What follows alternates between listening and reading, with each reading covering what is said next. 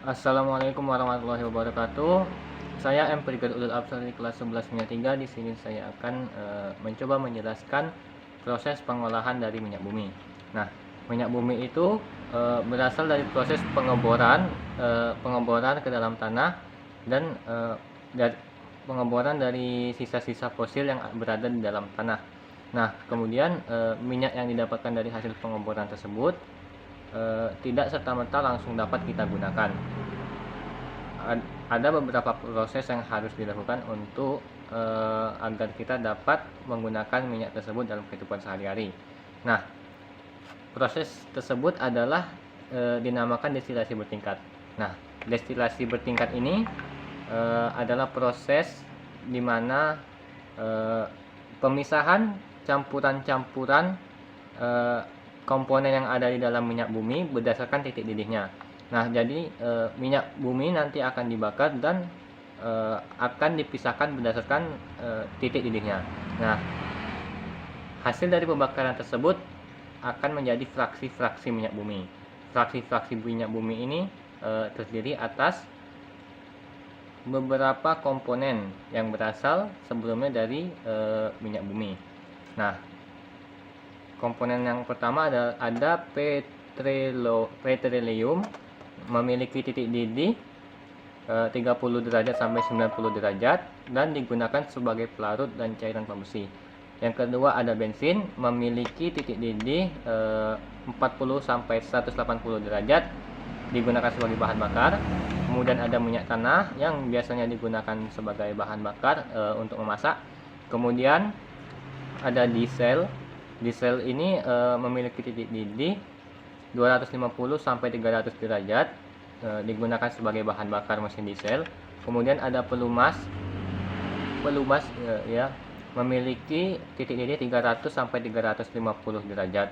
Nah, pelumas ini biasa digunakan sebagai oli atau bahan pembuat oli. Kemudian ada parafin. Parafin itu sebagai alat pembuat bahan pembuat lilin, memiliki titik didih di atas 350 derajat. Begitu pula dengan aspal yang memiliki titik didih di atas 350 derajat. Nah, dalam fraksi bensin itu terdapat yang namanya mutu bensin atau bisa disebut sebagai kualitas bensin. Nah, kualitas bensin ini penting agar menjaga mesin kendaraan bermotor tidak rusak. Nah, mutu bensin ini ditentukan oleh bilangan oktan. Jadi semakin tinggi bilangan oktannya, maka semakin bagus pula mutu bensinnya. Nah, bagaimana cara menaikkan bilangan oktan ini? Caranya dengan menambahkan zat adiktif lainnya. Zat adiktif yang dimaksud yaitu seperti tetraethylit, ethyl tertier bathyl ether atau ETB, kemudian tertier amyl methyl ether atau TAME, kemudian yang terakhir ada tertier amyl methyl ether atau TAME. Nah, namun yang pertama ini tetraethylit ini atau TEL sudah tidak digunakan lagi karena justru menghasilkan polusi udara yang cukup parah, kemudian mampu menyebabkan beberapa penyakit seperti anemia dan sebagainya. Nah, oleh karena pencampuran bahan-bahan zat aditif ini, maka kita dapat menemukan beberapa jenis bahan bakar yang ada di SPBU yang seperti sering kita temui di SPBU. Misalnya premium yang memiliki bilangan oktan 80 sampai 88. Kemudian ada Pertamax yang memiliki bilangan oktan 91 sampai 92 dan Pertamax Plus yang memiliki bilangan oktan 95.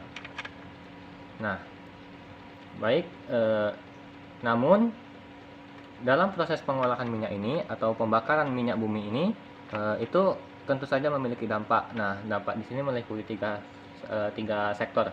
Yang pertama ada pencemaran udara. Sudah jelas karena pembakaran dari minyak bumi ini akan menghasilkan banyak asap yang justru akan mencemari udara tentunya dan dapat merusak sistem pernapasan manusia.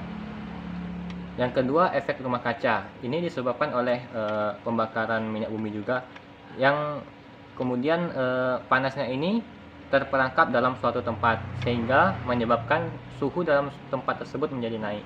Kemudian yang ketiga ada hujan asam.